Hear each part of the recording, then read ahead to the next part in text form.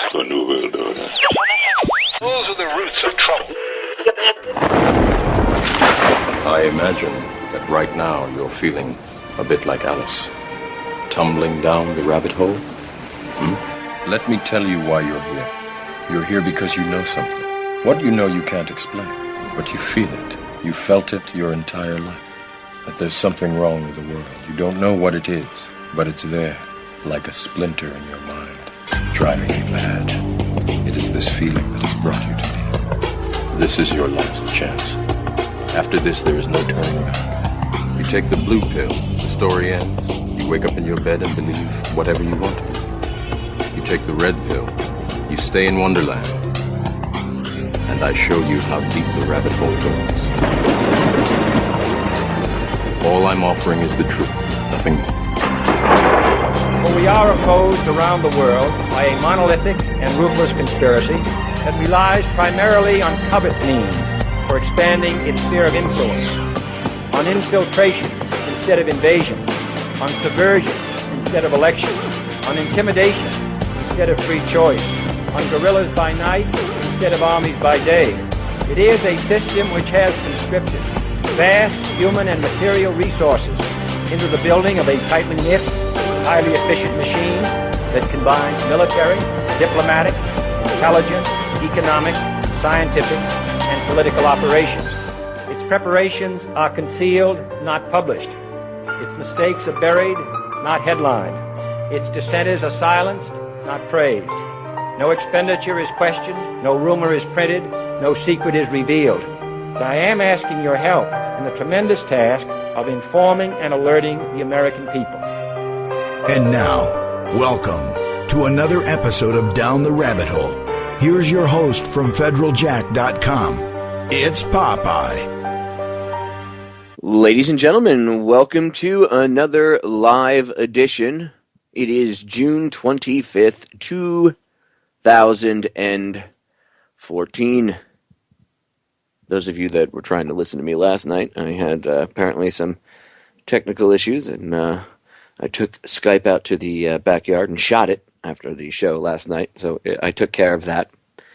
It is now fixed. And, I'll be just redoing the whole show next week. I'm not even going to bother trying to piece anything together. The entire first hour was lost. Sometimes it happens. Sometimes, even when you have backups recording on multiple ends, sometimes it just does not work and it fails. And that's apparently what happened last night. So I'm just going to redo the whole broadcast because it's actually a really important broadcast. So I'm going to redo it next week for you all. So make sure you pay attention for that.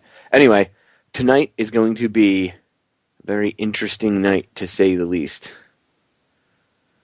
I have a couple things I want to go over. I want to tear apart. Tomorrow I have, if everything goes according to plan, I have a member of Open Carry Texas coming on for 2 hours. We're going to discuss, the group, open carrying, guns, gun control, gun rights, whatever. I'm actually going to get into that a little bit tonight. Kind of two things butt up against each other. Gun control and the police state. They go hand in hand. We all know this, but this at least,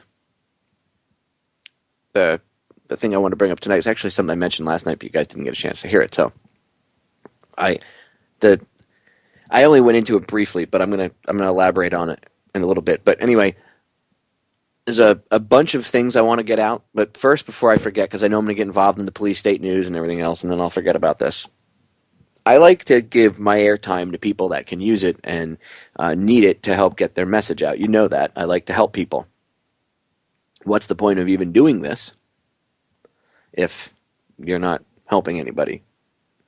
Right?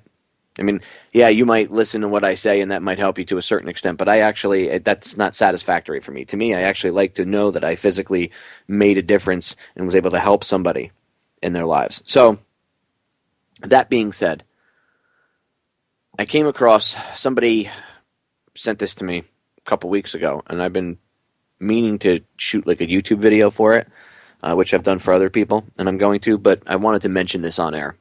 And I'll drop the link in the chat room. I have to go over to the chat room, actually.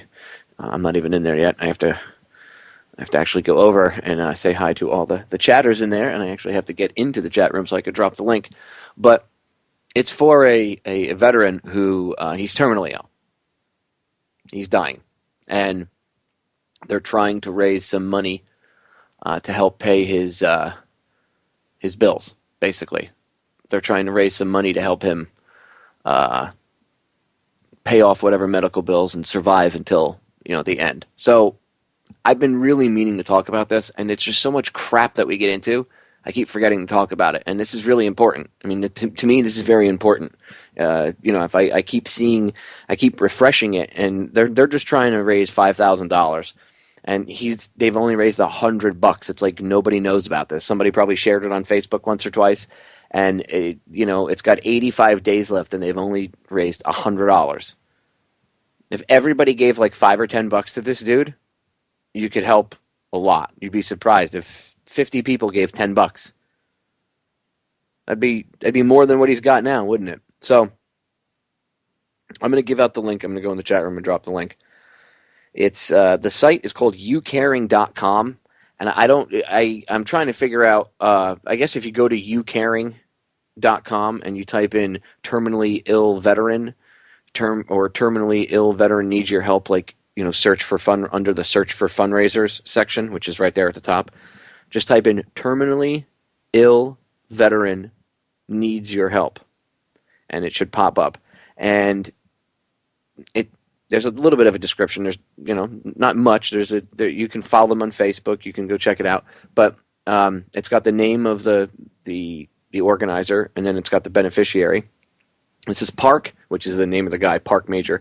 Park is a 42-year-old terminally ill veteran. He needs help with alternative medical treatment and transportation to numerous doctor appointments. The VA doesn't cover the cost of the treatments. Nice, right? And there's a little bit more, underneath. You can look at it. Basically, they just need help. I mean, this guy's a terminally ill veteran. He's got Marfan syndrome. By the way, it's the same thing that killed bin Laden. Park Major is a terminally ill disabled veteran who suffers from Marfan syndrome. Numerous tumors, nausea, PTSD, migraines, loss of appetite, severe night sweats, insomnia, and chronic pain. He's a father of 3 who served his country in the First Gulf War. Since his health has seriously deteriorated, he was diagnosed in last November with Marfan syndrome and told, "There is no cure. You're done." His only hope is an alternative treatment, but that is costly, and the VA won't cover it. Of course they won't. They'll give themselves bonuses, but they won't cover different alternative treatments. He also needs more tests that the VA won't cover. He has numerous appointments and is unable to drive. He has to pay for transportation to appointments, which that shouldn't be, because the VA is supposed to provide transportation if you can't. That's part of what they're supposed to do. And they have transportation companies. I've seen it. Park created the Living with Dying organization to help other terminally ill people going through similar circumstances. Donations will be going to help pay for his alternative treatment, transportation, and to the Living with Dying organization to help others who are fighting to live. Our goal is to raise $5,000. All and any donations are greatly appreciated. Thank you to everyone. So, I will drop the link. You guys can go check it out. You don't have to help out. You don't have to do anything. But you know what? The guy's a terminally ill veteran, and the government ain't going to take care of him. I mean, they won't even try to help him. Right now, they've told him you have a death sentence. I mean, they could, obviously, you heard that there is an alternative treatment, but they won't pay for it. So it's not that there isn't any, look, you're screwed, there's nothing we know of. No, there is an alternative treatment. We just don't want to pay for it because we'd rather send the money to a VA center where the head of the VA center will use it to buy her, give herself bonuses and give her staff bonuses, and they can all go out and buy themselves neat iPads and cars and everything else and jewelry and fancy clothes, right? Who cares about the veterans? The guy's a veteran. He's a disabled veteran. He's sick, and the VA will not cover any of his stuff. Nice. Very nice. So, let's try to help him out as best we can. and it's been bugging me because I haven't talked about this for a couple days. Listen to me, for a couple weeks. It's been sitting. I keep seeing the tab in my browser, and it's one of those things that it's like it hits me in the gut every time I see it, and I'm like, damn it, I need to talk about this. And then something else comes up or something major happens, and I don't focus on it, and I feel guilty about it. So tonight, I wanted to make sure before I get into anything else, before I talk about the police state, before I break anything down, I wanted to make sure, first and foremost, that I was taking care of business and that I was doing the right thing here. So go check out Park Major. Again, go over to youcaring.com. Up in search fundraisers, you can just highlight it with your mouse and it'll open up, and just type in terminally ill veteran need your help. Terminally ill veteran need your help. And I dropped the link in the chat room. If you go over to federaljack.com or truthfrequencyradio.com and you go to the listen live section on either one where the chat room is, the little chat room, go in there and you'll see the link, youcaring.com, and just look up terminally ill veteran need your help. Help out Park Major. And again, the money is not only going to help him, but it's also going to help his organization for other people that he started for other people that are dying, living with a terminal illness, living with dying, as he said. So I urge you, if you want to help out, look, this is how we actually help out. The reason I talk about this stuff, the reason why I talk about helping, I've done this for the Canna Moms, and some of them have done like little GoFundMe stuff or T-shirt sales and stuff to try to raise some money for them and help with medical bills. The reason I do this is because this is actually changing stuff for the better. I could come on here and I could bloviate to you for 2 hours about we need to go out and do stuff and then not do a damn thing to actually show you or inspire you or lead you down the right path. I lead by example. I don't lead by coming up onto a stage and grandstanding in front of you and then leaving said stage and going and doing the exact opposite of everything I just said you should do. Because that's what our political leaders and most of these other people do. I don't do that. That's not how I roll. Real change comes from actually getting on the ground, getting your boots dirty, and doing things. That's why I like when I tell you to buy homeless people food. If you see a homeless guy and he's hungry and you see him on the street corner and he's trying to get $1, guy probably hasn't eaten in a day or two. Don't give him $1. Don't because you're just throwing money at the problem. Go around a corner, pick something up for him, come back and give him the food. You'd be surprised how grateful they are. Last time I did it, the guy asked me 3 times if I was joking, and he kept looking around to see if there was a camera, somebody was going to spoof him, and I said, "No, man, it's for you. One human to another. Enjoy. Manja." And I turned around and walked away. He couldn't believe it. He was flabbergasted. That's what changes the world. Doing good. Actually going out and doing good, not just standing around and talking about, well, I'm going to do good. Well, if you don't actually do it, you're just running your yapper. This is one of those opportunities where you get to help. Now, a lot of people, like I said, yes, I would prefer that people go out and physically do stuff. Look, if say you find out, you find Park on Facebook or whatever, and you find out you're local to him, you're close, well, then maybe you don't have to donate money. Maybe you can help him in another way. Maybe give him a ride to the hospital or something. That's fine. But if you live 1,000 miles away and the only thing you can do is, in this instance, throw money at it, well, then if that's, because that's always the first instinct that the powers that shouldn't be, that's always the answer that's given, is just throw more money at it, right? That's what we've been taught. Well, in this instance, the guy actually could use a few bucks. So go help him out. youcaring.com. Again, terminally ill veteran, need your help. His name's Park Major. We got to take care of our own. And I don't mean veterans. I mean, yes, fellow vets understand that. We're like family, but I'm talking about humans. We just need to take care of our own fellow humans. We see another fellow human in need or sick or down, you help. That's how we're going to change stuff for the better. Not running around and, screaming and yelling and pretending to be superheroes and standing on a soapbox. That ain't going to change dick.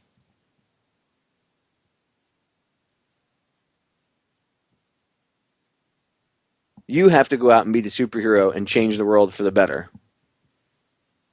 And it's my goal to inspire you to do so. So anyway, let's help this guy out. Park Major, terminally ill veteran, youcaring.com, terminally ill veteran, need your help. Thank you, everybody, for listening to me bloviate about this for a few minutes, but I wanted to give it the attention it definitely deserved and needed.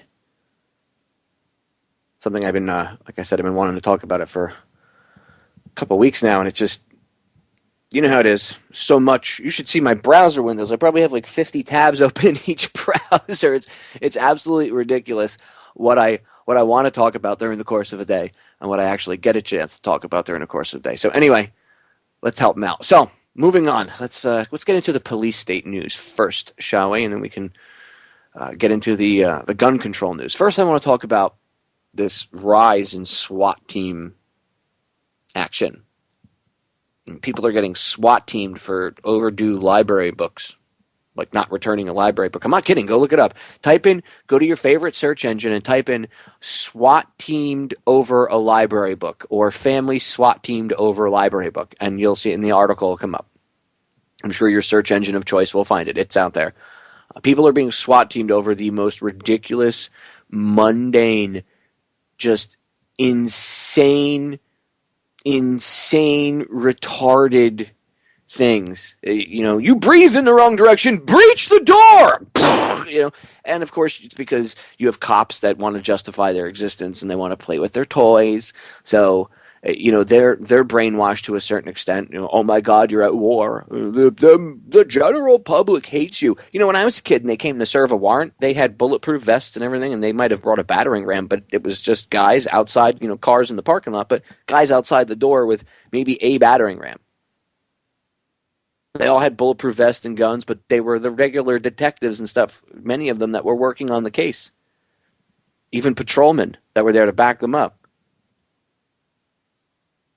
Now the slightest infraction, and they have a paramilitary SWAT team coming through your door, and of course it never happens at 3 o'clock in the afternoon. Sometimes it does, but normally it happens at 3 o'clock in the morning when people are asleep. Now, I don't know about you, but if I'm asleep at 3 o'clock in the morning and I hear my window break and something come flying in the window, the first thing I'm going to think is someone's breaking into my house.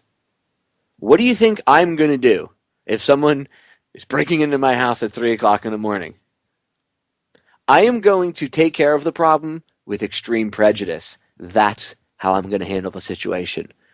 If you break into my house at 3 o'clock in the morning, I don't care if you have a costume or not. You break into my house at 3 o'clock in the morning, I view you as the enemy. You could be the Pope. I view you as the enemy. And I'm going to treat you accordingly. Because I view that you're coming in to do me and my family harm. And I don't play that game. So if that's the case, I'm going to act accordingly. And that's how any rational, sane person would. And that's what happens. And more often than not, innocent homeowners are shot and killed because they start firing at people that are just breaking into their house, and they're opened up on with AR-15s, high-velocity armor-piercing rounds in many cases. They shoot innocent kids. A lot of times, these SWAT teams shoot each other while they're breaching a door. They get so pumped up and their hard on is so uncontrollable to kill somebody that the guy behind, you'll have the lead guy, the point man, he's ready to, he's taking point, he's ready to go in. And his buddy behind him is so hard to kill somebody. Oh, I got such a raging hard on. I want to kill somebody. Oh, I'm such a cop. Oh, my finger's on the trigger. Bang! Oh shit, I shot my friend in the back of the head. We'll just blame the guy inside. It's his fault. If this guy wasn't doing drugs, then that officer wouldn't have been killed. Really? Really? That's how we're going to play this? It's the person's fault inside the house that you were raiding, and they had no idea you were raiding them at 3 o'clock in the morning, but you jagoffs that pretend to play Army, right? You guys all want to be Army. You maybe play Call of Duty at your police station, run around in the back a little bit, slapping each other, playing like a bunch of 14-year-olds, maybe shooting each other with water pistols and paintball guns, and suddenly, oh my God, you're trained Army men. We think we're the Marine Corps. We know how to breach buildings. Well, we were trained by DHS and the Israelis, Popeye. Oh, that's right. The Israelis are going around to different Mossad, going around to different police stations and training U.S. police. We're being taught in Krav Maga. We're awesome. We're the police. Really? Really? Really? You think you're that cool? We're at a war with scum in this country. What are you looking in the mirror? You looking in the mirror when you say that? Because you should be. Because you're the problem. Scum. I have no patience for SWAT team action and anything like that anymore. And I'll be getting Sergeant Shirley on again soon enough. I've been chatting with him on Facebook and online. We've been talking about the Nevada cop killers. And he's going to come on and we're going to talk all about that stuff. We're going to talk all about it. So conversations with a cop will still continue. But as I've said to Sergeant Shirley on air before, I have no love for the SWAT teams. None. And then you SWAT cops that hear this, oh, you're just a pussy, man. I'd kick your ass. Right. You'd kick my ass, right. I'm sure you'd have to take you and all your friends to do it, because you certainly wouldn't talk like that if you were by yourself. You're just like every other bully who only runs his mouth when his pals are around or because he's got a badge or a costume. Why don't you take your little costume and your badge off and run your mouth like that? Right. I actually said that to a cop when I was younger, when I was a firefighter, one of the cops in the town I was at. Anybody that was on my fire department that was there around at the time knows this story is 100% true. And he came onto the property. He had a personal issue with me, and he was trying to threaten me using his squad car and his badge and his outfit. I'm a police officer. Kept bucking up. And I told him, I said, why don't you take off your little badge, take off your bat utility belt, put it in your car because you're not on the clock right now, right? He said, nope. I said, good, because that would be wasting my tax dollars, and that would also piss me off if you were using my tax dollars to come and threaten me. I'd have to call your boss. But I went off on him, and I challenged him 3 times to go out back and handle it fisticuffs like a bunch of men, or like we used to do in the Coast Guard, smokers in the back of the fantail. So when you'd call smokers and you'd go out and you'd box it out. That's how and that was it. Whatever issues were left on the fantail. Whoever got knocked out, and that was it. I invited him 3 times. He didn't want to go. I'm a cop. I said, take off your badge. You're not on duty right now. Take off your little costume. We'll go out back and we'll settle it like 2 grown-ass men. Wouldn't do it. Bullies. All of them. The 2% that are still good cops, fine, you guys aren't bullies, but the rest of you with an IQ of 90, you're all bullies. I'm sorry. If you want to be a SWAT guy and you want to kick in doors, you're a bully. You're a bully. Why would you want to kick in doors in your own country? Because we're cleaning it up, Popeye. No, you're not. You're buying into the BS. You're being played. Okay? You're being played. You're being played, and it's sad because you're willing for $1 to go subjugate another fellow human being. It's really a statement about you as an individual. No, I signed up because I want to uphold the law. Come on. In this day and age, if you really think that's what you're doing, you're fooling yourself. Come on.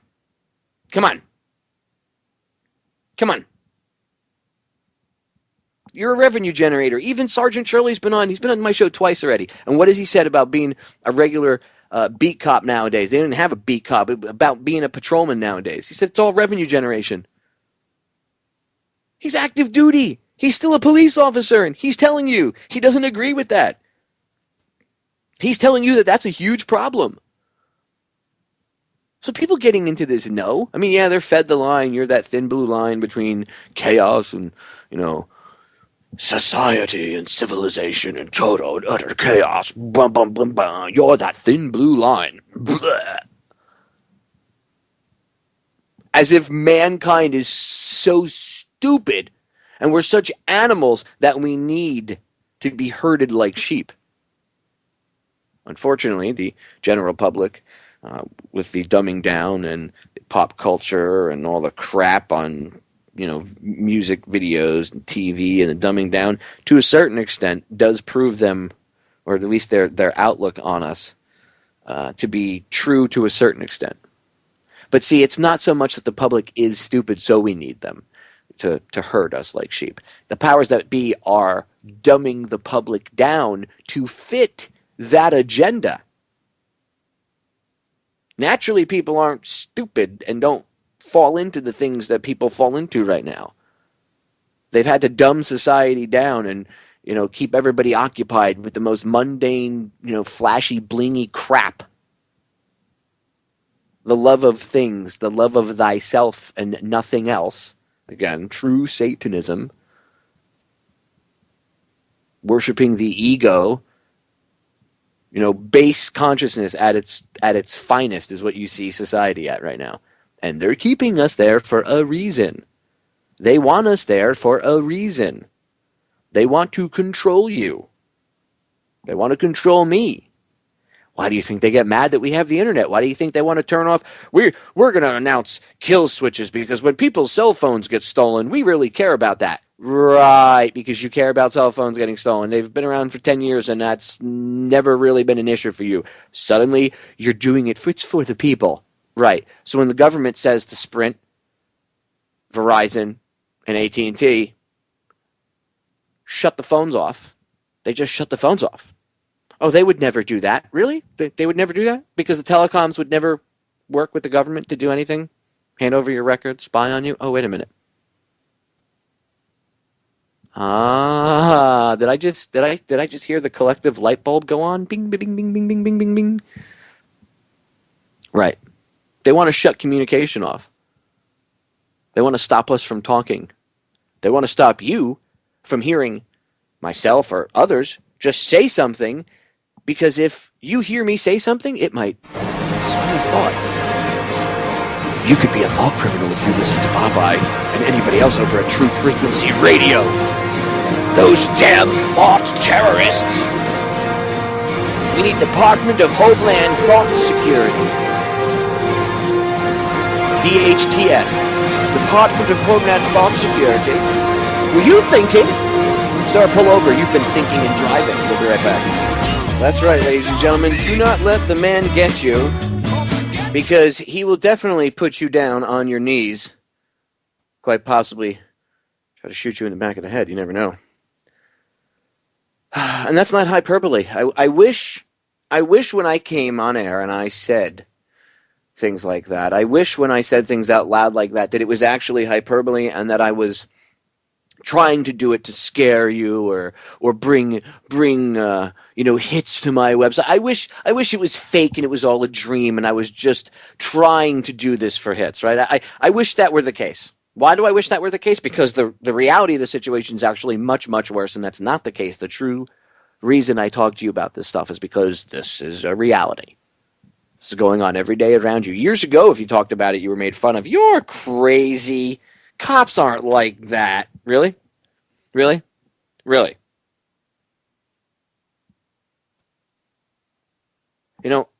There's no excuse for what's going on today. There is none. We allow it to happen.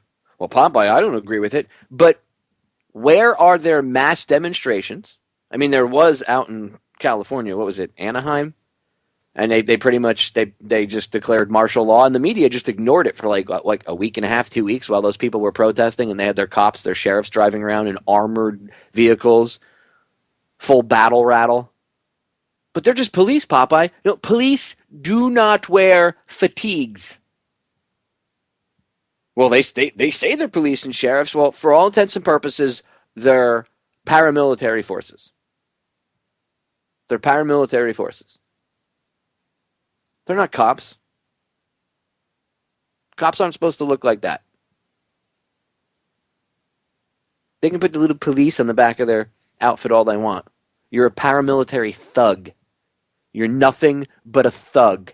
I don't care how you put it, what group, what little gang you belong to with your gang colors and your friggin' badges and all your little pins that you put on your outfit. You're a thug. You're a thug. You're a thug. You're a thug. You're a bully thug. Nobody respects you. Not because it's a thankless job, but because you chuck grenades into houses willy-nilly. Some of them landing into cribs and detonating inside of the child's crib. And then you can't even take responsibility for it. No, because your lawyers, and I'm sure the police union told you, no, you never take responsibility for it. Otherwise, you can get sued and future lawsuits and blah, blah, blah. Yeah, I'm sure you don't want to take responsibility for it, at least not publicly anyway. Like maybe on the back end, those people are going to get sued, and the county or the town will have to pay out a certain amount of money to that family now. And the residents of that county and town should get pissed off about that too, because that's money coming out of your pocket because of the idiocy of the morons wearing a bunch of Halloween costumes and trying to be military. It's like Barney Fife and the rest of his crew did a SWAT raid, and these idiots, and this isn't the first time they've had problems, these idiots dropped a flashbang into a baby's crib. Well, we didn't know the baby was there. Well, perhaps you should have done better surveillance. You want to act like the military? Maybe you should take a little more time to really act like them. Do a little more surveillance. Do you know what their surveillance was? Not even like an hour or two of sitting outside watching a place with binoculars. Nope. Nope. And nope. They drove by, took a look, and went, okay, let's raid it. Well, we didn't see anything outside that indicated there were children. So if you don't see a toy out in the yard that indicates that there couldn't be a child inside, well, we didn't know. Right, that's the exact reason you don't throw a grenade in willy-nilly into a domicile. You don't know who's inside. Well, exactly. That's why we threw the grenade in there, Popeye, because, Bin Laden and terrorists or gun owners could be inside. And if they have drugs, oh my God, they'll have guns. And our officers get shot. And, our rule is no officer dies. None left behind. Everybody comes home. Oh, so you're better than the rest of the community. Because that's what you're saying. If you tell me that only officers are allowed to do whatever they have to do to make sure they survive the day, and that includes killing civilians willy-nilly like it ain't nothing, that's fine, because at the end of the day, that officer has to go home to his family.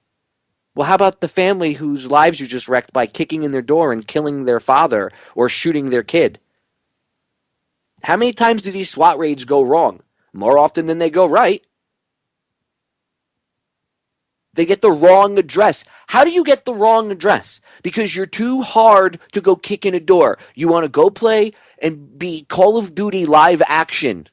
You want to go play with your friggin' toys. You want to go kick doors and we're fighting the war on drugs. We're drug warriors. Oh, I'm so cool. No, you're not. You're a thug. You're a thug. You're nothing but a bully thug. That's all you are. You're a thug. You're part of a gang that has snazzy uniforms, and your gang colors are little ribbons, and your friggin' badge, and everything else, and your patches for whatever town you work for. You're a gang member. You're the best financed gang in that area. How would you like if your house was SWAT teamed? Well, I'm a police officer. That would never happen. Bullshit. How would you like if your house was SWAT teamed? How would you like if it was your baby that was in a crib that some dickhead threw a grenade into his crib? A flashbang grenade. Well, it was only a flashbang. It wasn't a frag grenade. Well, gee, I guess we should be thankful for that. But flashbangs are the start of it. What happens when they stop using flashbangs and they just start chucking live fragmentation grenades inside? Then what? Then what? What happens when you turn an entire family into soup because you got a hard on and we had to raid the house? Rah! We got an armored vehicle, Popeye. Rah! We're cops. Rah! I mean, listen to yourselves. Go look at yourselves in the mirror. You don't even look like cops anymore. You look like stormtroopers. And then, of course, you have the narrative from the Las Vegas Police Department when these cop killers attacked them. Well, they equate cops to Nazis. So you see what they're trying to do, and this was pushed in the news media for 3 or 4 days. If you say that the police are acting like the Nazis did, you're a cop killer. Arrest him! You must want to kill cops! You're militia! You conspiracy theorist militia! Oh! You! Right? Oh, feel bad for the cops that got killed. Oh, so sorry. Even though the people that killed them were police informants. Little more than just slightly shady, I would say. Anyway. Everybody wants you to feel bad for the 2 officers. And by the way, I don't condone just walking up to somebody and executing them. But everybody wants the media, the powers that shouldn't be, were focusing on that. The conspiracy theorists, oh my God, right-wingers, gun owners, oh, they want to kill cops. How about when the cops go and do the opposite to other people? Where's the outrage for that? There isn't. And by the way, the reason why that coverage was the way it was to help further the divide between civilians and police. I told you, it's a big chess game. It's like a 3D chessboard. They got the police are civilians too, but they've got them actually believing that they're not. They've got them believing that they're their own special class above the regular average civilian. They are civilians. They're not military. You have either civilian or military. Okay? The police have always been civilian. They think they're militarized. They are being physically militarized, but their mindset is being changed from that of a peace officer, local police officer, into this paramilitary thug. And then the other side of the chessboard is us. And we're looking at this, and we get mad, and then they say, the police, the other side, they'll say, oh, it's like a big chess game. Like I said, they'll say, oh, it's a thankless job. You don't love us, blah, blah, blah, blah, blah. We keep you safe, thin blue line. And then one of them will do something, kill, shoot, tase, whatever, a civilian, and then the people get mad, and then the cops, their attitude against us, and I said this before, it gets reinforced, because of they're in like an echo chamber. If they were removed from the situation of being around other police, if they were by themselves and maybe had a chance to sit away from, influences just telling them, oh, it's okay, you were justified, shh, just, yeah, don't worry, we'll take care of it. If they were away from that and they actually got a chance to sit and think about their actions, they might actually, I'm not saying all of them would, but they might actually ponder a little bit what they're doing. But see, they're not. When a police situation like this happens and someone innocent gets killed, which happens all the time, they'll take that police officer, right, and they remove them. They'll put them on leave, whatever, and they surround them. If you notice, they'll surround them with their union reps, other cops, their upper management, whatever, and they close ranks, as we would call it when I was in the Guard, and they protect them. And then that officer, nothing is ever done to discipline these officers. And what happens is you grow this building resentment inside of the general populace. Now, they know this. Maybe the lower level idiots don't see it, okay? Maybe even captains and chiefs don't see it. Some of them have to, but maybe some of them don't see it. But the upper echelon of the powers that shouldn't be, they understand what they're doing. They're playing a chess game. They need their dogs to take us out. They need us divided, right? So they need them to do what they say, and that's why they keep them. They give them just enough. They let them think that they're a special class above everybody else. They stroke that ego. They even do things to like pass laws making them immune from things or exempt or above the law, or they try to make them above the law in certain situations, and they shouldn't be. In fact, police should be held to a much higher standard more than anybody else. Because you're supposed to be the ones that are, better examples of society, or setting the example for society, right?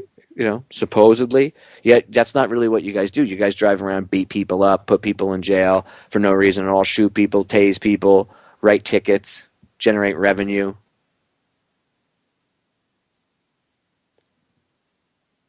And of course, people don't like that stuff, right? So that furthers this divide. It keeps pushing everybody apart. And then the powers that shouldn't be, through their propaganda, their echo chamber, all the cops ever hear in their little echo chambers, you were right, you were justified, you were right, you were justified, it's all about you, as long as you make it home, we're at a war with scum, blah, blah, blah, blah. It's the same crap over and over and over again. So of course that's the only thing that's going to get reinforced in his head. And then, they never get in trouble. And if they do, it's a slap on the wrist. So they're emboldened. And then these cops do it again. And then they do it again. And they do it again, and again, and again. It's just like anybody else, like any other situation. Take away the uniform and the faux power. It's the same thing, the same situation. Humans operate off some of the basic same premises and principles. If you understand them, you can manipulate them. That's what they do. The powers that shouldn't be. And I'm quickly losing my faith that, I mean, I know I say that there's very small amount of good ones out there anymore, but like, you can't even trust. First of all, anytime a police department puts out a photo op where they show a cop giving somebody a homeless guy a pair of boots, always look into that cop's background. Case in point, and I forget which police department it is, but they took a picture of this cop giving a homeless guy boots, and they put it out. Oh, look how amazing this police officer is, and all these people were like, "Oh, he's such a hero for buying that guy the boots." First of all, he didn't buy the boots; their boots were probably given to him or whatever, or purchased by the town. He's just the photo op cop. Well, this same cop just shot and killed a handcuffed guy. There's video of it. They were trying to drag this guy out. They were trying to transport him somewhere, from the jail to somewhere else, and it was done really, really shady like, and they were dragging him on the ground, and the guy, he was resisting a little bit. I mean, he was handcuffed with his hands behind his back. So there was no reason to do what the cop did, but the guy was, and he was laying on the ground. The guy was already on the ground. He was just kind of rolling around, so they couldn't control him. So the cop stepped back, drew his service weapon, and shot him. Just blasted the guy. It's on video. And then the guy sitting there bleeding, just bleeding out, bleeding to death, blood all over the place, and the cops just kneeling on him and holding him down. Then they start to do CPR. Well, if you're not covering the bullet wound, genius, he's going to bleed to death. Same cop who was photographed like a year before, maybe a little less than, taking time out of his busy day to get a pair of boots for a homeless guy, right? Totally staged photo op. So if this cop is such a great cop, why did he kill somebody that was handcuffed and on the ground? Why did he shoot him? Well, that guy, there was danger and blah, blah, blah. And from what I understand, they cleared him. They said he was justified in doing it because they said, and I think the cop on the ground said that the guy had gotten his legs, somehow he'd gotten the handcuffs, his arms and he had gotten his arms up over him in front of him, which the video does not show that. Even though that's in the report, the surveillance video, shows the guy with his hands handcuffed behind his back. But the official story, at least from this cop, was that he was able to get his hands in the front. Well, they didn't nail him for lying. The video proves that he lied, but they didn't nail him for that. He shot a handcuffed guy, and then he blamed it on the guy that was transporting with him. He said that when the guy stepped back, he bumped him and accidentally caused him to fire his weapon. So that means your finger was still on the trigger. That means you don't have optimal control of your weapon. Who taught you how to shoot? First of all, the basic rules of drawing your weapon, officer, is never point your gun at anything you do not wish to destroy. First rule of guns. Do not point your weapon or your handgun, whatever weapon, whatever type of firearm it is, shotgun, rifle, does not matter, could be a friggin' mod deuce. Do not point your firearm at anything you do not want to destroy. It's a very simple rule to follow. So, shouldn't have shot him. But they're allowed to get away with it. And you know what? There is not going to be a positive outcome if they're allowed to continue to get away with it. You want to know the truth? There won't be. There's going to be fights. There's going to be people getting pissed off. There's going to be, eventually, you can't keep doing this and not have repercussions of some sort. Case in point, even if the Las Vegas shooters were not nuts, or not nuts, but not mind control, whatever, not, false flag type event, whatever. Let's put all that aside. What if they were just really disturbed? There are people out there like that. And just because they're disturbed doesn't mean that they have to like what the police state is doing and what's going on. So they see all this stuff happening day in, day out, day in, day out. Finally, one day they just snap. Well, those people need to be locked up because for the public safety. No, you're not addressing the problem. You're addressing the symptom of the problem. You're not addressing the problem. Well, the problem is there's too many guns and militia. No, that's not the problem. The problem is the overarching abuses of the police departments and sheriff's departments across this country, and the federal law enforcement agencies as well. People are tired. We're supposed to be living in a free country, and yet we live in the land of the slaves. America, where at least I think I'm free. We're a joke. We're an absolute joke. No, Popeye, we're not a joke. We live in America, the freest nation in the world. We're the freest nation in the world. We have 1/4 of the world's prison population in our country. Let me repeat that for you in case you didn't hear that. We have 1/4 of the world's prison population. So out of every 4 prisoners in the world, one of those 4 is housed in the United States. We have more people in prison than China. Yeah. Our prison system is more draconian than China. But we sit here and act like we're the arbiter of everything in this country. That's how arrogant and ignorant people are to what's going on around them. Frogs in the pot. They want us to fight. They want to keep allowing the cops to do what they do, because they're their dogs. And they know that at a certain level, people are going to eventually stop taking it.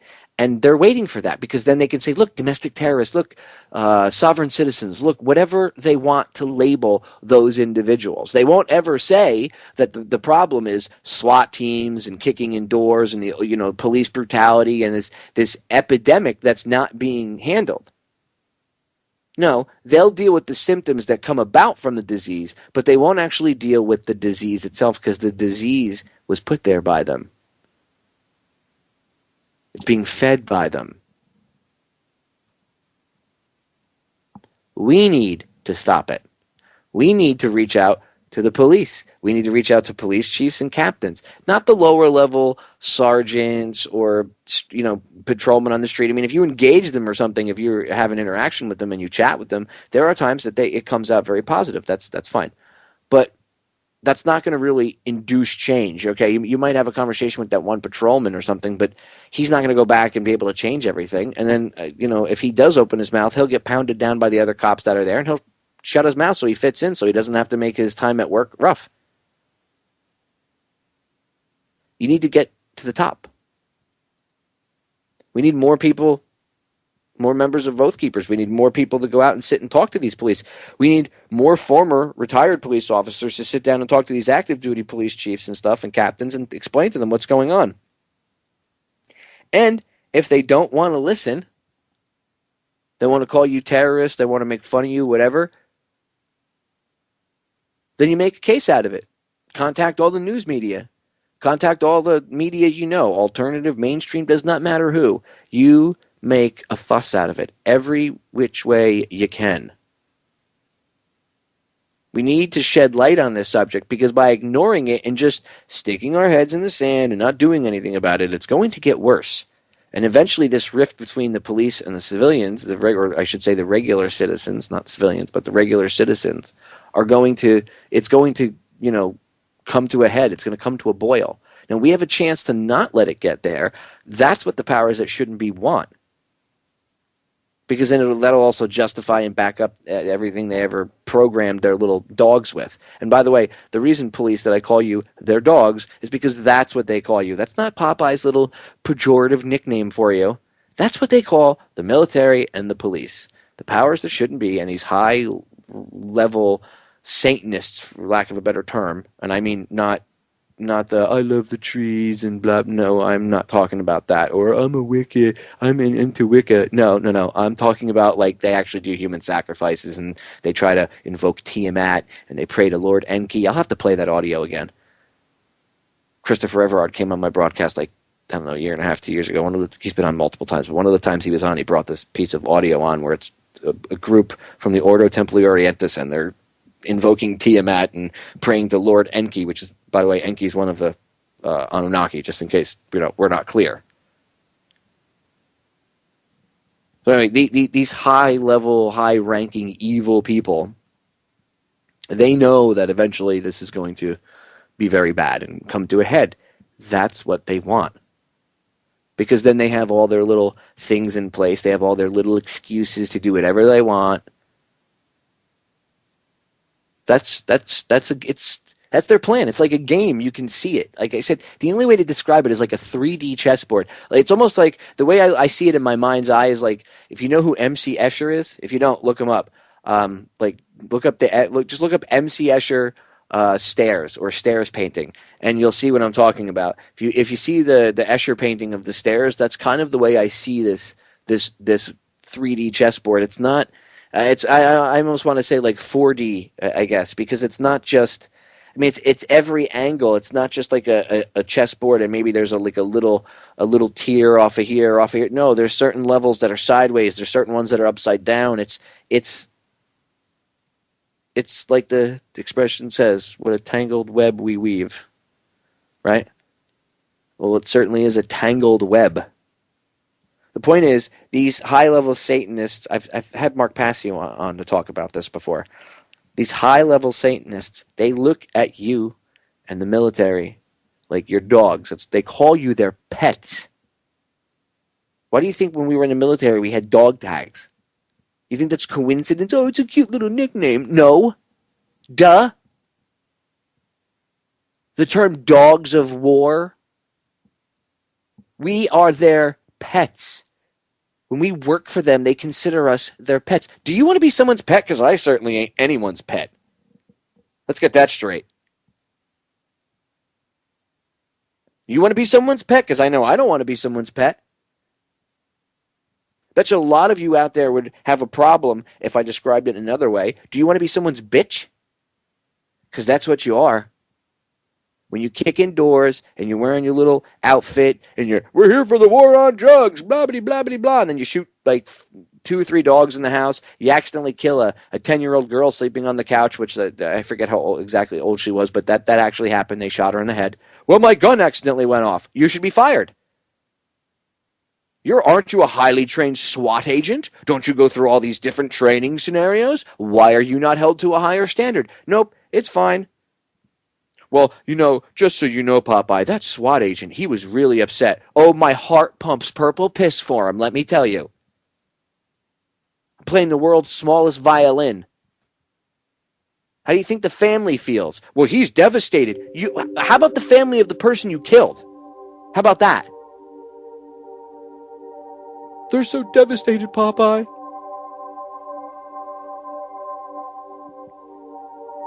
Look, police officers, you need to stop these retarded SWAT raids and stop playing with your toys, trying to justify your existence, and realize you're on the same team as the rest of us. Put your little costume away, put your little toy badge away. It's time to grow up. Okay, those are child's things. We've come beyond playing cowboys and Indians. We've come beyond playing cops and robbers from when we were a kid. Let's put our toys in the toy chest where they belong and come back into reality. You think that's possible, perhaps? Sirs? SWAT team raids are out of control, ladies and gentlemen. People need to get pissed off, and they need to do something about it. We, as the public, need to tell them, not anymore. We're done. We're done. We are done.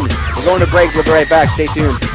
The exact level of tyranny that you're going to live under is the level of tyranny that you put up with. Thomas Jefferson, one of our founding fathers of this country.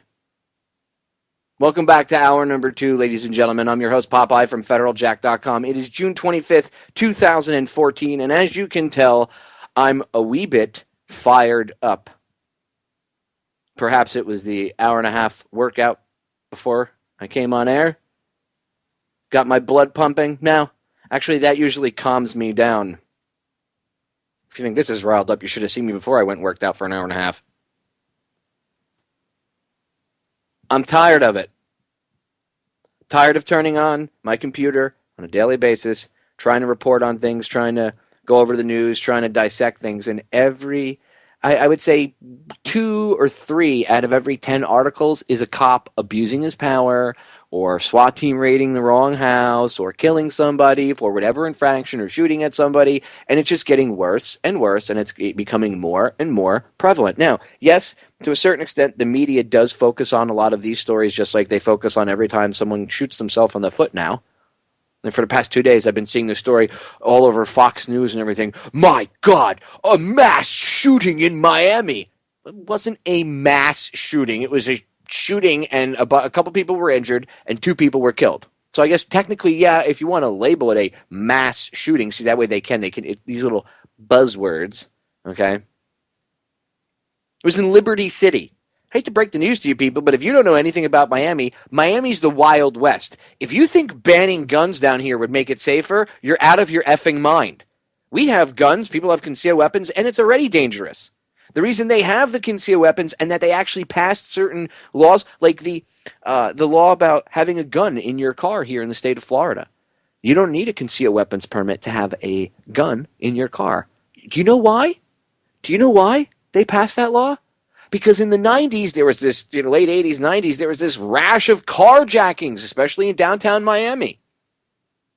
So they passed the law so that way the castle clause, the defend your home and all that stuff, well, that actually extends to your car. So and your place of business too. So if you're in your car, you don't need a concealed weapons permit to have a gun in your glove box or in your center console. You're allowed to have it there because if someone tries to carjack you, you need to have quick access to your gun so you can blast the guy, right?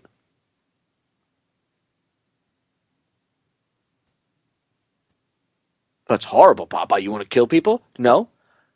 I don't want to be forced to take another human life, but if I'm ever put in that situation, you could bet your ass if it's me or the other person's leaving the planet and I'm not. I plan on being around until I'm about 100 years old to be a pain in the ass to the powers that shouldn't be for as long as I possibly can. You should have the same mentality. I've actually seen people. I've seen people being interviewed where they're just dead set against guns. And this one woman, I have to find the video. It's on YouTube.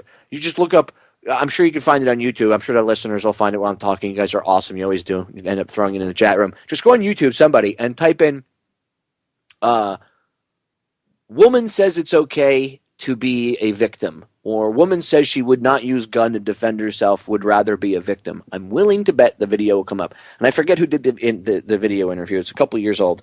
And it was outside of some event, and I can't remember if it was against gun control, for it, whatever, just a political thing, whatever, but it was outside some event, and they were asking about gun control. And this woman basically said that she would rather be a victim than use a gun to defend herself.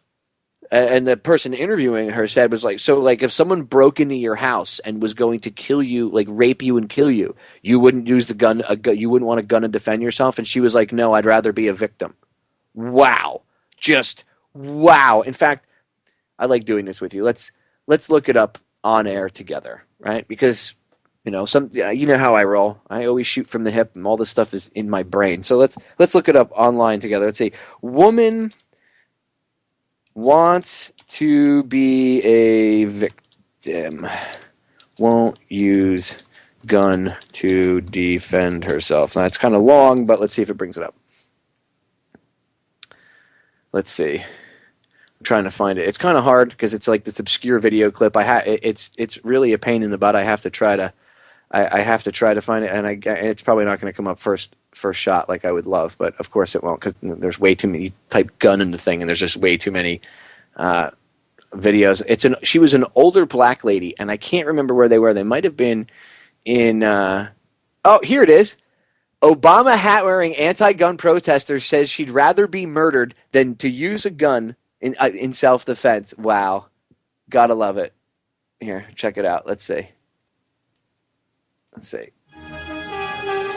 This is CBS Atlanta News at 6. We ask the tough questions. Tonight at 6, hundreds of demonstrators rally against gun violence at the state capitol for this young man. Oh, okay. It was after the Trayvon Martin shooting. Trayvon Martin. Good evening. I'm Stephanie Fisher. And I'm Jaquetta Williams. It has been exactly 1 year since 17-year-old Trayvon Martin was shot to death by a neighborhood watch volunteer. And now students and community leaders right here in Georgia are using this anniversary to call for an end to gun violence. CBS Atlanta's Christopher King is live outside the Capitol where the demonstrators are rallying now. Stephanie, they're crowding those steps outside the state capitol here. Take a look over here. You can see they're carrying signs that read, "Stop the gun violence." They're also holding up signs that honor Trayvon Martin. Now, they're calling for an end to policies they say could lead to tragedies like the one that took Trayvon Martin's life. Florida's Stand Your Ground law is at the center of the Trayvon Martin. And it's funny when you look back on this, by the way, and they didn't use the stand your ground law as the defense. So Florida stand your ground law is not in the spotlight, unless, of course, you're just trying to attack the stand your ground law. Oh, look at that, getting people's emotions all riled up for political reasons. The news and the government are very good at that. Anyway, back to the Obama supporter that would rather be murdered than defend herself with a gun. Shooting. Georgia has a similar law. Demonstrators here want to abolish it. Self-defense is not an option. It is not an option. The Stand Your Ground law provides immunity from prosecution if you kill someone and can prove you were defending yourself. But what if someone's trying to kill you? They just have to kill me, Christopher. But one. Wait. Hold on. I'm going to turn this up so you can rewind that a second so you can hear it. Let me go back just like 3 or 4 seconds. He says, but what if someone's trying to kill you? And she says, well, they're just going to have to kill me. Listen. What if someone's trying to kill you? They just have to kill me, Christopher. But. Wait, hold on, because she said it kind of low. Let me turn it up just a little bit louder for you, just in case you guys didn't hear that. This woman would rather be murdered. She'd rather be a victim than to defend herself with a gun. But what if someone's trying to kill you? They just have to kill me, Christopher. But 1 second. No, they'll just have to kill me, Christopher. I guess that's the name of the reporter. They'll just have to kill me, Christopher. So you'd rather be assaulted and murdered than have a gun. Do you see the irrational fear of the firearm?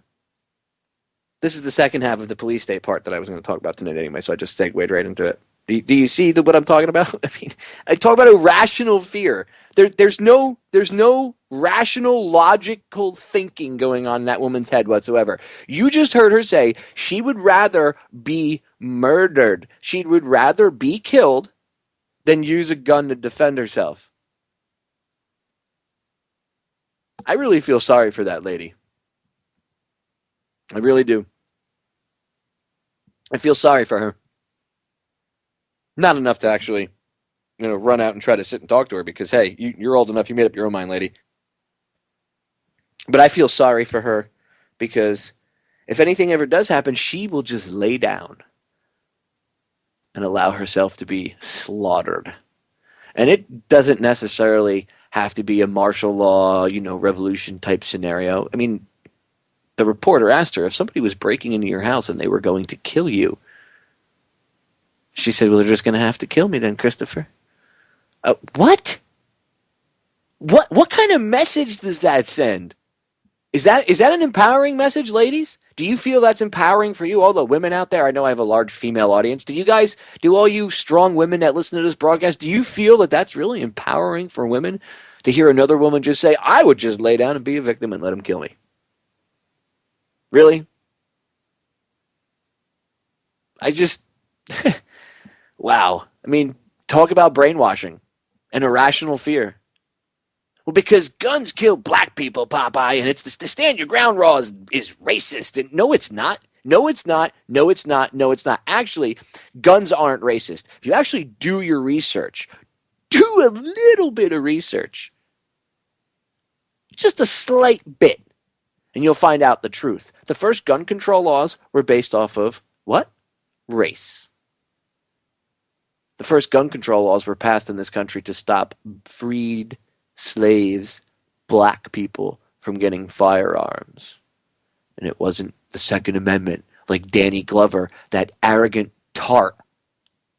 Was it a year ago or 2 years ago? He was speaking out of college and he said, the Second Amendment is all about, white people wanting to protect themselves from free slaves.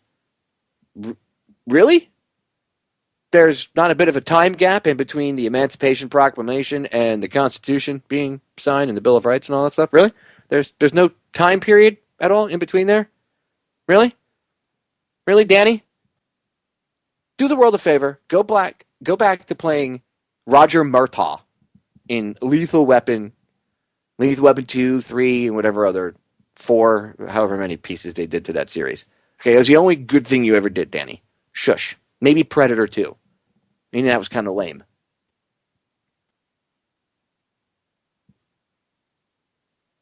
Shut up. Because you're just stirring the pot. And if you actually believe that, well, then that's Okay, fine. That could be your ignorant, arrogant belief, but you should not be passing that on as gospel to young, impressionable minds who might look up to you because you're a movie star and you're speaking at our college. You're ignorant. The Second Amendment wasn't about stopping black people from getting guns. You moron. The Second Amendment allowed black people to have guns. You know, there were free black individuals that fought during the Revolutionary War. I know. History is a little bit more of a gray area, ladies and gentlemen. Things aren't so black and white, cut and dry. The gray area in history is actually much larger than you know.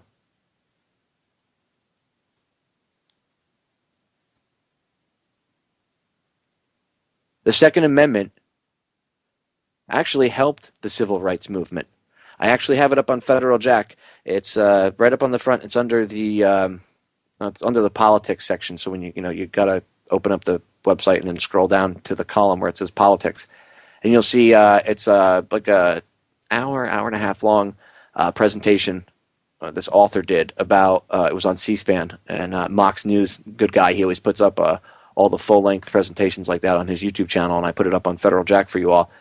And the guy is talking about how guns helped the civil rights movement because they had people that had guns and were armed that protected the civil rights movement when they were marching, and that protected them. Now, of course, King got shot, but it's already been proven that was a conspiracy involving Army Special Forces, the CIA, and the FBI, amongst a few others. But yes, the civil rights movement, they had armed people. Were the guns jumping out of people's vests and jackets and going, "Oh my God, black people!" No. No. And no.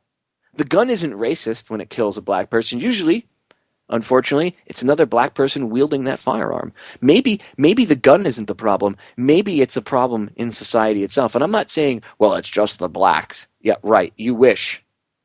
You arrogant retards that would say that. It's all of us.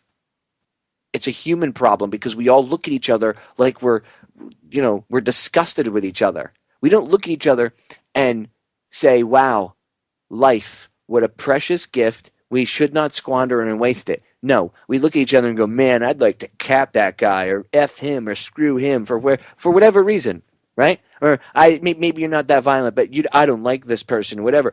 Everybody, we judge everybody. I mean, even I still make mistakes and do it, and I catch myself doing it, except I force myself now to, recant even if it was just a thought, I hold my feet to the fire.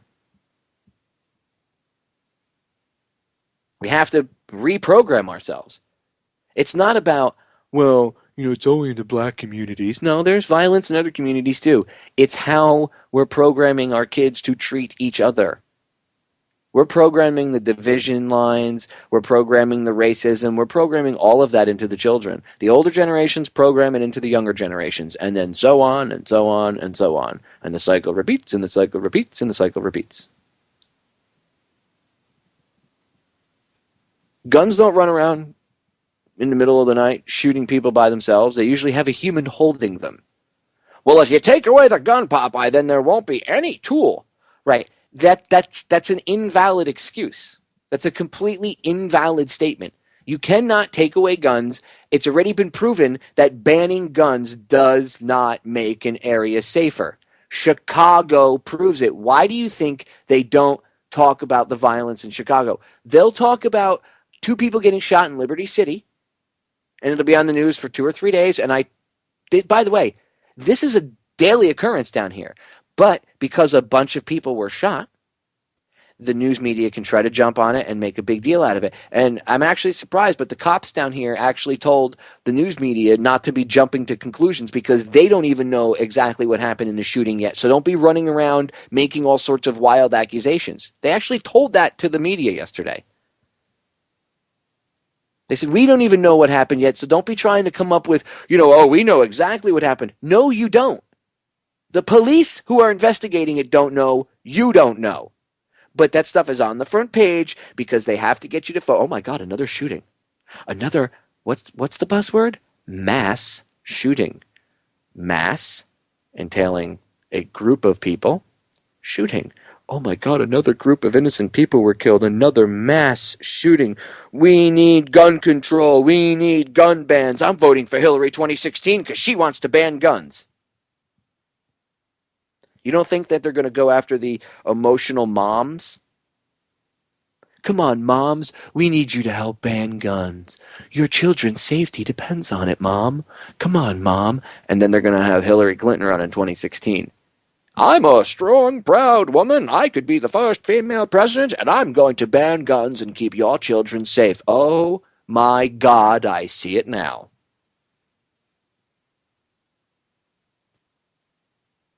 Banning guns will not keep anybody safe. Okay, take away the guns. Fine. Let's say they took away all the guns. Nobody's got guns except the police and the military. Well, now we live in a fascist dictatorship. But besides that, nobody has guns, right? Everybody's walking around all hunky-dory. Nobody has homicidal thoughts anymore because it was the gun that made everybody have homicidal thoughts. It wasn't actually the person being responsible for their own homicidal thoughts or actions. Nope. It's just the gun. So as soon as you take the guns out of society, everything will be better, right? Wrong. People will stab each other. People will use plastic bags to suffocate each other. People will use rope to strangle each other. It's happening. You know, Obama touted Australia's gun ban. They did a great job. I've done broadcasts about this already. I've played the audio. Go back and listen from last year, okay, in the archives, over to federaljack.com, go to the Down the Rabbit Hole archives, and scroll down. From in like 2013, I did a whole slew of especially right after Sandy Hook happened. I was doing just gun control episode after gun control episode after gun control episode, and I was destroying all of these arguments. I mean, I did like 2.5 weeks worth of shows. That's why I could talk about it again, but it would be easier to tell you to go back to the archives because there's literally like 2.5 weeks worth of shows on it in there. Over the course of like 2-3 months, I just hammered on this subject, okay? Hammered away on it. Banning guns will not stop anything, and I went over the Australian gun ban that Obama is touting. I even had one of our old hosts here, Tempest. You guys all know him. He's still a good friend of ours. He's super busy working right now. Whenever he gets a chance, he comes on with us. Tempest came on with me. He's in Australia. I asked him multiple times, did gun control work there? No. Shooting crimes, well, of course, shooting crimes went down a little bit because there weren't guns at all. But there still are gun crimes. Bad guys still get guns. Oh, yeah. Bad guys still get them. I've played the audio. 3 different countries.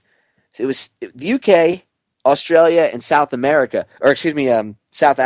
And South Africa was crazy because they banned guns down there. They have a gun ban, and the criminals, the gang members and stuff, and whatever, bad guys, killers, murderers, whatever, they're literally carjacking police officers. They're carjacking the cops down in South America and taking their guns. I mean, the cops are the only ones with guns, and they're getting carjacked for their weapons. I'm not kidding. I've played the audio on air. Go back 2013 from like December of 2012 to 2013. Go listen.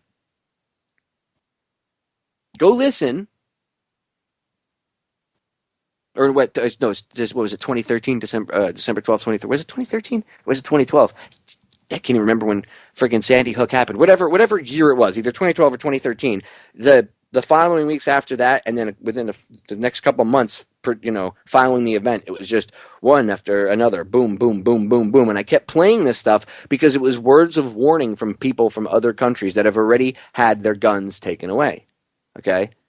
It's not even so much that the gun protects you. It's the fact that you have the gun. It keeps you on an equal playing field. See, the rulers, the powers that shouldn't be, the controllers, the elitist scum, right? They don't want us on an equal playing field. They want us on a playing field that's much lower so they can bully us around and we can't do anything about it. Bullies don't want you to be able to fight back or defend yourself. And it scares them that America can defend itself. What you saw go on over at the Bundy Ranch, where armed citizens stood up and the BLM was forced to back down. Now, yeah, they could have gone in there and Waco'd it, but there was so much attention, it would have been really bad. And it probably, people, if that had happened and people had gotten killed, there probably would have been impeachments and political nightmares and all sorts of other things. So they backed off. It doesn't mean that they won't come back or try other things. I mean, Bundy needs to keep his eyes open, but stay frosty over there at the Bundy Ranch. But the point is, they're afraid of that. I mean, think how different it could have been if nobody was able to go out there and defend the Bundys. That ranch would be gone. That guy wouldn't have any of his stuff. They would have taken his cattle, and they probably would have Waco'd that ranch. It's the truth. I'm not happy about it, but it's the truth, right?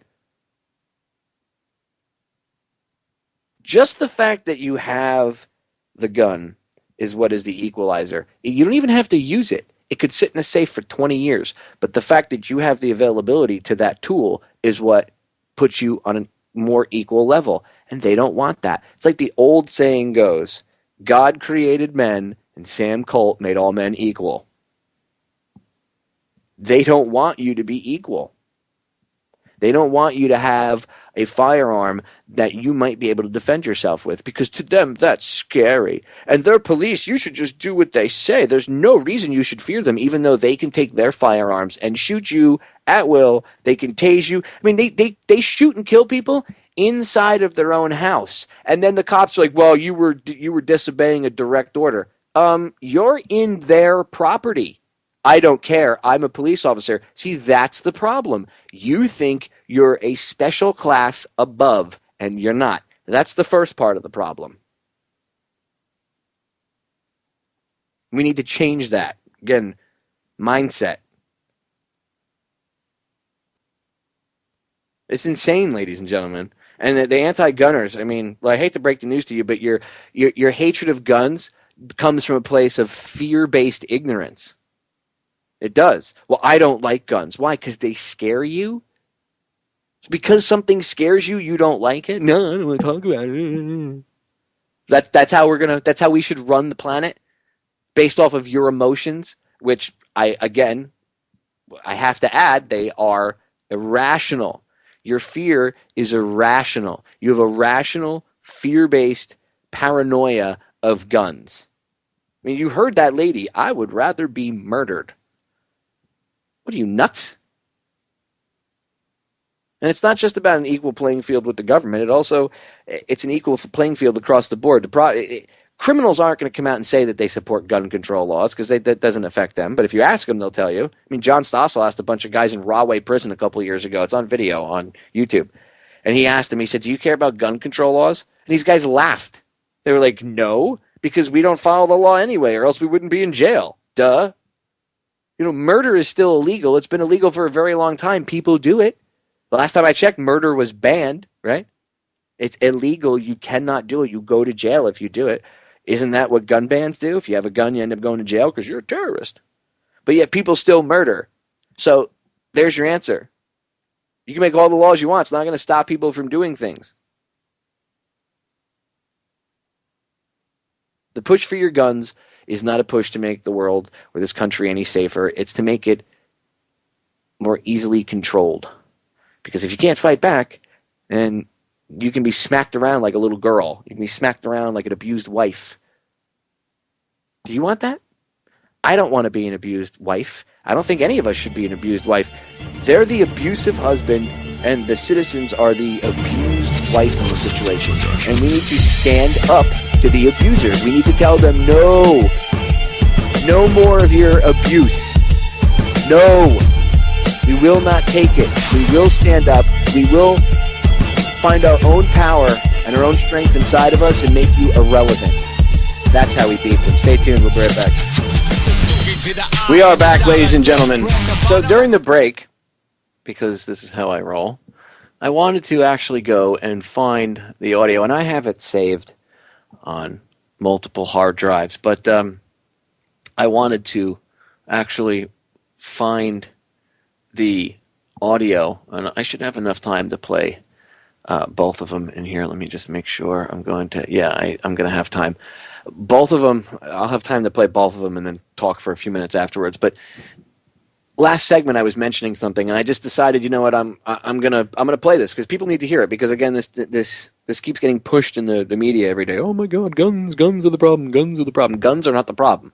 What about the kid that was Elliot, whatever the frig his name was, the one that shot 3 people and stabbed the other 3 out in California and Santa Barbara a couple weeks ago? This is the reason why we need gun control. That's not a valid argument. He stabbed 3 of the 6 people he killed. Well, it's the NRA's fault. Really? It's the NRA's fault? He stabbed people? I don't see, again, there's no call for knife bans. So it's all garbage. If it doesn't make any rational, logical sense, you have to look at it and then say, well, how else could they benefit from this? And then that's when you start to go down the rabbit hole and you're like, oh, well, tyranny, I guess that would benefit from it. Because they're not calling for a knife ban. Remember, the guy stabbed 3 of the 6 people he killed. How come Walmart and Target haven't been SWAT team raided? You guys are selling butcher knives down on the floor. Throw like 15 flashbang grenades in there. Run, get on the ground. Right? How come you don't see that happening? Oh, because that's insane. That's why.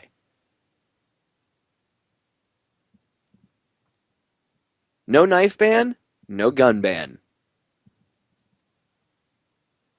Obviously, I don't believe in knife bans. You get my point. I'm saying if they're not going to call for a knife ban, then why call for, oh my God, we need knife control? No, you don't hear that. We need gun control, though, and it's the NRA's fault that everything happens. So it's such crap. It really is. I don't care if it was one of the victim's fathers that said it. You're wrong, sir. You're wrong. I understand you were emotionally, overcharged. The media is at fault for dragging you up there. I mean, let's say it's not, I know some people, oh, it's staged. Okay, let's say it's not a staged event. Even if it's completely real, right? They shouldn't have put him up there because he's in an emotional state. And they ought to know that making an emotional statement like that, you're not thinking logically. But the news media doesn't present it to you that way, do they? Nope. It's all about the appeal to emotion. Anyway,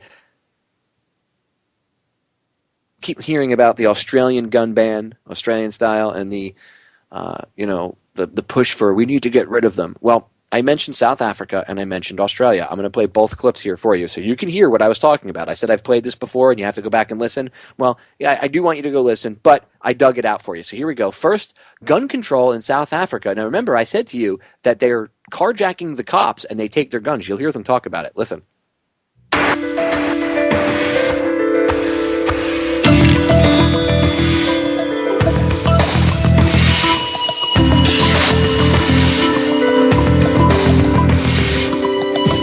If you don't have firearms, that means the criminals can walk into my house, rape my wife, kill my kids, do exactly what they want, and I'll basically be powerless to stop it.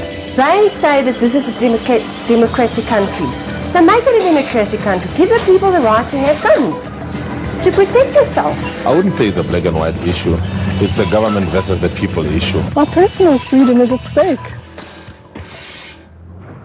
South Africa, a society increasingly divided against itself, between the haves and the have-nots, between armed predators and disarmed victims, and between the government and the governed.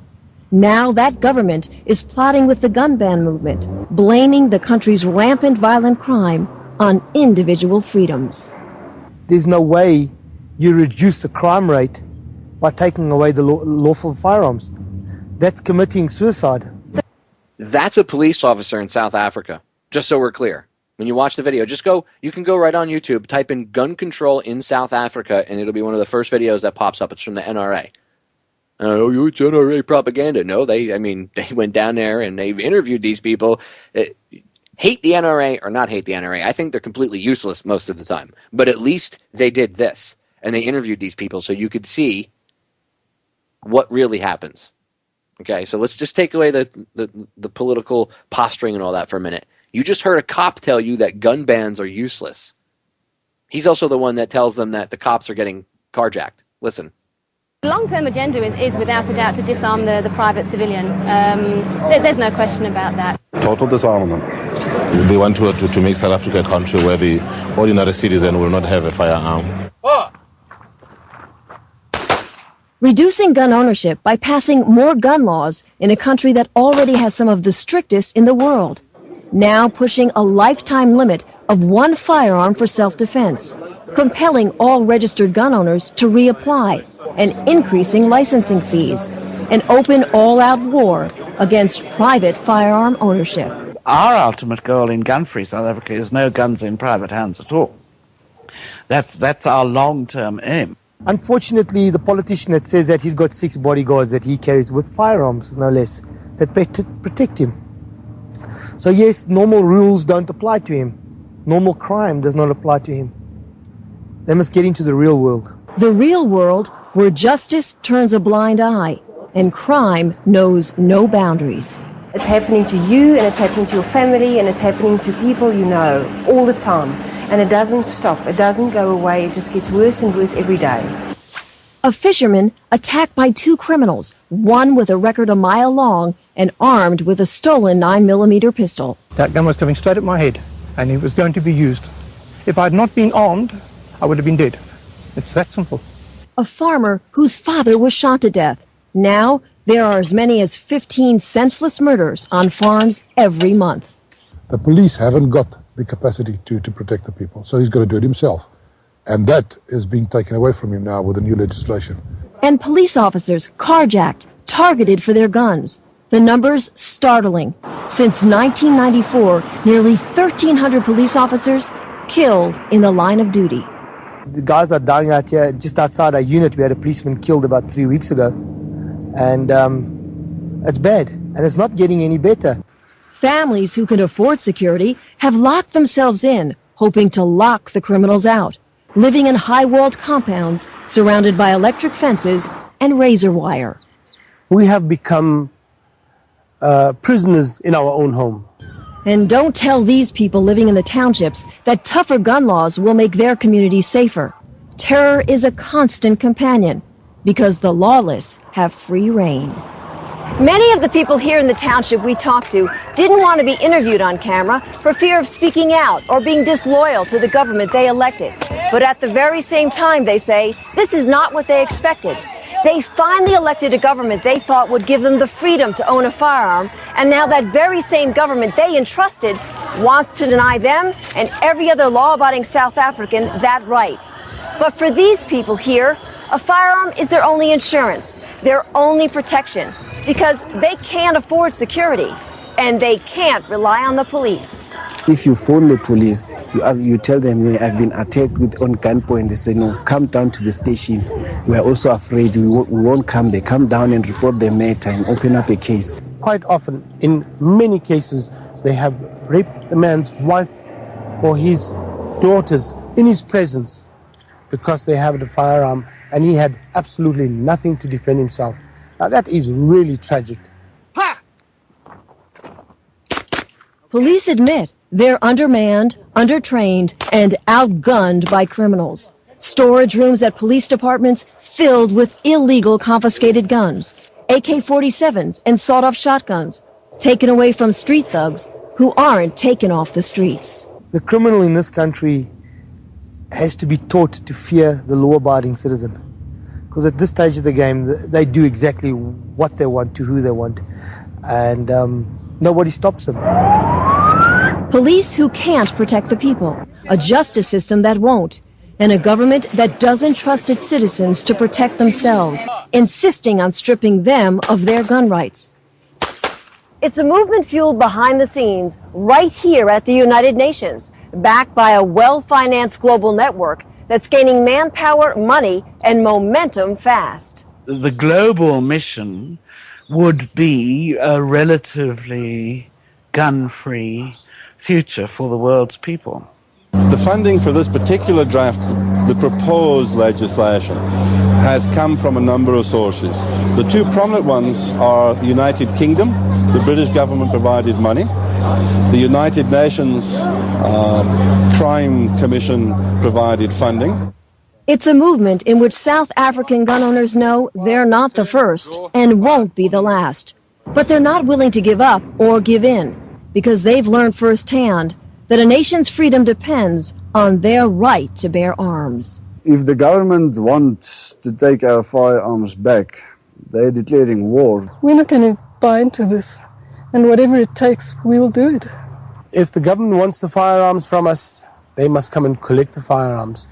And I'm not going to just hand it over to them. The day they disarm us that'll be the end. A global threat, a tide of total firearm prohibition, and a plea to American gun owners for a united front to meet it head on. They must look out and they must support us in this whole situation, because if we're going to fall down, they're going to be the next. What I would say to them is that they are sleeping through a revolution. When they wake up, it will also be happening in their own country. In fact, it is happening in the USA. There you go, ladies and gentlemen. I mean, that's right out of South Africa. You have these people saying it's happening in the USA. If you don't wake up, it's going to happen in your backyard. And this was years ago. It doesn't have a date as to when. It was uploaded in 2009. I don't know when it was originally shot. It could have been originally shot back in 2009. So we'll say it at least dates back to 2009, if not even older. It looks to be a little bit even older than 2009. But again, South Africa and their gun control. And what did you just hear? You just heard that cop. When they were talking, you heard the cop. One of the ones that was talking, and I said that this one's the police officer. What did you hear him say? Cops are getting carjacked for their weapons. Now, the reason I wanted you to hear that is because I could have said it and you could have been like, oh, that's just hyperbole, friggin' Popeye, blah-bitty-blah-bitty-blah, just trying to get attention for his radio show, blah-bitty-blah-bitty-blah, bloviating, blah-bitty-blah-bitty-blah. Now you heard it. You heard it from a police officer in South Africa. The cops in South Africa are getting carjacked. They said that the 1 year was over 1,300 officers were killed in the line of duty. How many do we have here? A couple hundred get killed in the line of duty during the course of a year? And the ADL and the SPLC and everybody else and their mother is out there. Oh, my God! 1,300 cops in 1 year were killed in South Africa. 1,300. The cops are getting carjacked for their weapons because they're the only people that have them. So when the criminals need one, they're so brazen they go and carjack the police and kill the cops for their weapons. Think about that for a second. Well, the cops are there to protect us. They're the ones getting offed and carjacked. Hello, that ought to tell you something. Pay attention. Next up, Australia's gun ban. Remember they said the other day, President Obama, Australia's gun ban has been great. It has stopped crime. Right, maybe some gun crimes went down, although they still have illegal guns there. But even though some gun crimes have gone down, now crimes like beating people to death with a bat, suffocation by plastic bag, and things like that have gone up. So murder hasn't stopped. It hasn't stopped the murders. But it says so statistically, look, because you're only looking at a certain set of numbers, people. Anyway, here we go. Australian-style gun control. A gun buyback that forced law-abiding citizens to surrender their firearms in a nationwide roundup and meltdown of all semi-automatic firearms and pump-action rifles and shotguns. 640,000 ordinary conventional firearms confiscated and destroyed. It was an absolute joke and a tragedy. I actually turned in 3 firearms, and it broke my heart. I mean, it was 40 years of collecting, and I can't say it any other way than that. I felt sick. I had to hand them in because if I didn't, I was going to jail. There's no ifs or buts about that. By taking that gun away from me, they've stolen something from me. A right stolen by their government, promising safety in return for its gun bans. But now citizens know the frightening truth. The cost of lost liberty can be measured in the loss of life. It's become very, very obvious, even to Blind Freddy, that the expenditure of $500 million has done absolutely nothing to reduce crime. It certainly didn't do what the government touted it would do, which was to reduce crime. It hasn't done that at all. In fact, there's been more. This has been a lot of bull and hasn't really done much to help society and with its problems. Cold, hard facts the anti-gun forces can no longer escape. Armed robberies have skyrocketed, up 69%. Assaults involving guns rose 28%. Gun murders increased 19%. And a new phenomenon? Home invasions jumped 21%. An increase politicians insist they can't explain because they're still trying to legally define what a home invasion is and what the penalty should be. Part of the difficulty is that there is no clear definition of home invasion in the law. Never cease to be amazed at the ingenuity of lawyers. If the politicians want a pay rise, boom, that's done in 20 minutes. But to define home invasion, what a joke. I have no trouble at all in defining what a home invasion is. I think if someone sets their foot inside your door uninvited, they are invading your home and your privacy. And victims who have survived home invasions don't need a definition. They've lived through hours of terror. Arthur Field was tied up, his hands and feet taped, his phone lines cut, while two robbers ransacked his house. And they jumped on me and knelt on my chest and grabbed me around the throat because I immediately started calling out, help. I don't know how many men, they start smashing the windows. There was a lot of glass shattering, a lot of noise outside, and I stood in the kitchen, I was trembling. The Zawadzkis remember thugs running through their home, demanding money, and threatening to kill them.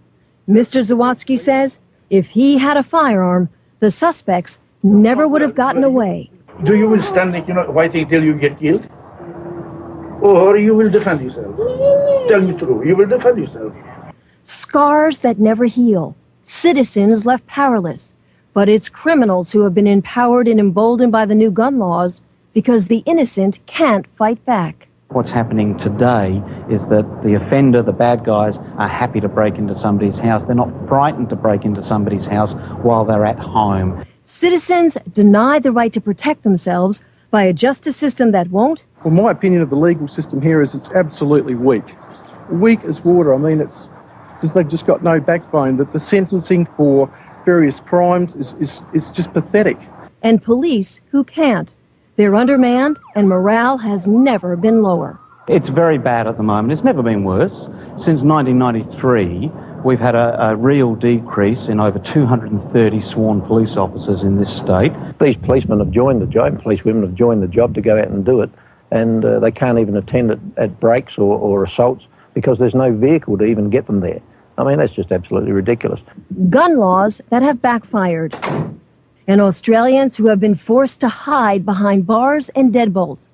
Some are even installing extensive security systems because the firearms they still own that haven't been banned have to be locked up, unloaded, and unavailable. I mean, get real. If I have someone break in here, I've got to go get the bolt, get the rifle, find the ammunition somewhere else, put it all together, and then defend myself. If this other person's got a firearm, it's going to threaten my life. No way. It doesn't bloody add up. A political fraud. Gun bans that haven't made a difference, and gun owners now struggling to stop a growing momentum against them. The people pushing the removal of guns from the Australian society are already saying that's only the first step, publicly. That's only the first step. Now we want the handguns, we want every other firearm. They're warning to Americans, don't think it can't happen to you. It can, and it already is. Unless you, as a firearms owner, get off your butt now and start to oppose those that want to take them off of you right here and now, I would say that within 5 to 10 years, the restrictions on gun owners in America will be similar to what happens in Australia. Don't trust your politicians. Get in there, keep on their backs. Be a member of the NRA, be a member of your local gun club. Be part of the NRA. Well, I wouldn't say be part of the NRA. Obviously, it was shot by the NRA, so they're going to say, be part of the NRA. Well, you don't have to join the NRA because they're pretty useless, but you do need to defend your right to defend yourself. See, here's the thing about gun ownership, ladies and gentlemen, and I could sit here and bloviate about it longer. I've only got about 5-6 minutes left, but honestly, gun ownership, if you understand it at a very basic level, is about personal responsibility. It's like having a fire extinguisher in your house. If you have a small oven fire, do you have to call the fire department if you can put it out with your extinguisher yourself? Or do you think it would be better just to call the fire department every time there's a fire, and that way the 5 or 10 minutes it takes for them to respond to the call, you know, traffic and firehouse, whatever, blah, blah, blah, blah, blah. It takes 5, 10 minutes. By the time they get there, now it went from a simple oven fire to your entire place is on fire. Get the point? You'd have an extinguisher in your house, wouldn't you? Most of you have a fire extinguisher in your house, I would think, right? If you don't, then you need to.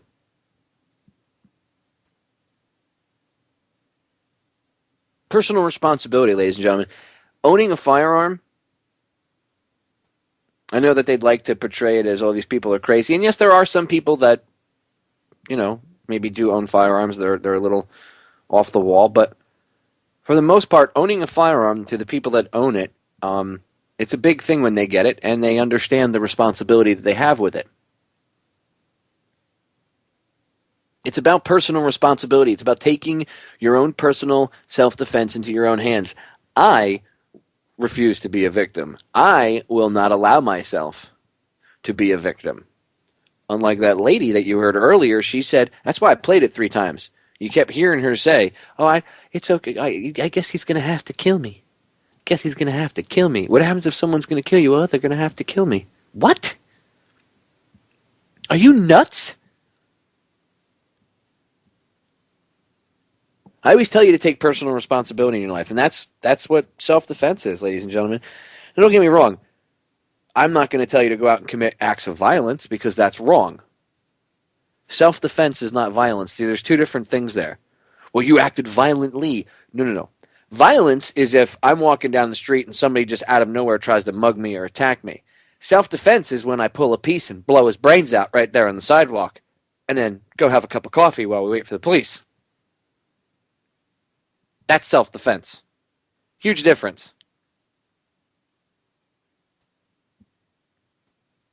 It's not violence to defend yourself. And when people, see, these families, they get airtime by the media afterwards. Well, you know, my son was killed by a gun owner, and I think the law should be changed because my son was a good boy and he wouldn't be dead. Your son robbed, in one case, this guy was robbing a place at gunpoint, and a concealed weapons owner was there, and he drew his weapon, and he shot and killed the one guy, and the other guy took off. And the family wants to go after and sue the guy that defended himself legally. He shouldn't have the right to carry that gun because my son would still be alive. Your son was committing armed robbery. If you're going to play with the big dogs, you're going to get bit. So if you don't want to get bit, then don't play with the big dogs. You want to live by the sword? You want to walk in with a gun in your hand, robbing a gas station? You want to be cool? You want to be a gangster? No matter where you're from, you think you're a thug? Doesn't matter what color you are, what race you are, it's all bullshit anyway. You think you're just a thug? You think you're a tough guy? So you're going to go rob a gas station? You're going to go rob a Denny's or 7-Eleven or whatever? You better watch out because there's other people out there that are willing to take your life to defend theirs and everybody else's around you. Maybe that should make you think twice. Again, personal responsibility. You don't have the right to go and put a gun in someone's face and then expect them not to defend themselves. And your family is asinine for thinking that. Well, we're emotional and we demand retribution. I demand you should be demanding nothing, and I demand that you people shut up. I'm not going to be nice about it at all. I don't care. If your loved one wasn't committing a bad act, if they weren't doing something violent, I mean, there's, in the case I'm talking about, their security footage. They came in with guns. They pointed guns at the guy and at everybody else in there. When the guy had a chance, he drew his weapon and defended himself. Good for him. Do I wish we could live in a world where we didn't have to kill each other? You got that right. I wish we could evolve. I wish we could stop killing each other and move on. But again, that's a change of mindset, which is what I try to provide somewhat on this radio broadcast. But tonight, I needed to go off. Tonight, I was in a mood and fired up, and I needed to go off on this police state SWAT raid crap and all this gun control propaganda. I'm actually glad I thought about the Australian gun ban videos. Even though I told you, I do want you to go back and listen in the archives to the older shows I've done on gun control. Like I said, there's probably like 10 or 12 hours of stuff there, but I'm glad I was able to play that for you all because, you know, you heard me say it, and now you just heard it backed up with the source that I got it from. South African cops getting carjacked for their weapons. The Australian gun ban that Herr Obama is pushing. He says, we should use it here. They have great results. You just heard the results from people on the ground in Australia, not from some windbag politician trying to sway your opinion. Pay attention. This is Sparta! They want to bring it here, and we can stop it. Let's not just sit back and idly bitch about it. Let's actually stop it and do something. Change this place for the better. All right, I'm out of time. As I always tell you, the solutions to our problems are an inside job, ladies and gentlemen. Personal responsibility is key. I love you all, and I'll catch you all again live tomorrow night. I'm out of here.